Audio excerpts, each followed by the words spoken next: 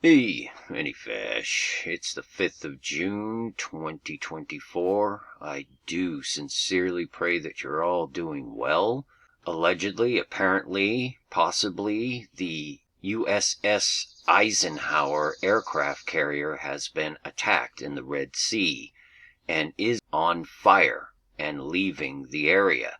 Now, if this is true, this, in my humble opinion, could very well mark the beginning of some very large dominoes beginning to fall. Check this out.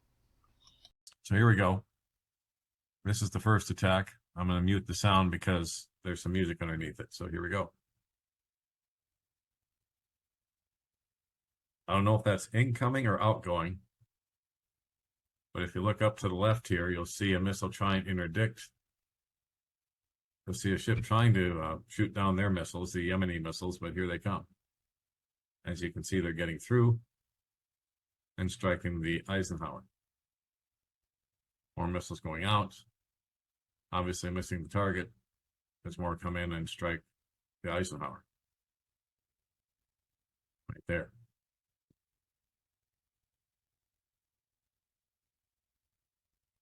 And that's hard to watch. I was in the military too, guys. Not in the Navy. I was in the Air Force, but still.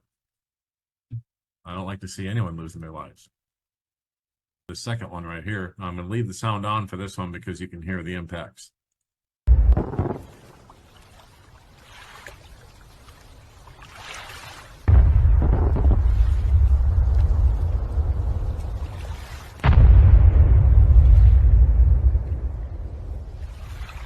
You'll see the missile come from the submarine right about here. Yeah, that's definitely the flight deck. Watch here. There goes the missile from the sub that was trying to stop other incoming missiles. But as you can see, it didn't work. So, what happens now? Well, apparently they're going to scrap the Ike after it receives hits from dozens of missiles and drones. So, they're going to scrap it after all this. So, despite fake videos and a well-orchestrated cover-up across social media, orchestrated by the comedy team of Musk and Zuckstein, the truth is out. The USS Eisenhower is still under float, but leaving the region under serious damage, now to be scrapped. And so I'll leave the rest for you guys to read for yourselves. I'll put the link up as always. Now, there are many reasons why this is very important, but to me personally, it caught my attention because back in October of last year, I did a video called "Ever Notice All Major U.S. Wars Seem to Start Involving Ships?" And the very ship that I put on as the thumbnail was the Eisenhower. And I'll leave a link to this. I also put it on YouTube, so I'll leave links to that stuff. But this really, truly strikes me as a major, major turning point. You know, I mean, I'm just compelled to share this stuff, that's all. So, on 6-4, this aircraft carrier, which goes by the identifying number 69, is hit by missiles in the Red Sea. Okay, 6-4, which is a backwards 46, in the event happened to be exactly to the day 46 months since the ship in the harbor of Beirut, Lebanon, exploded, basically destroying the city.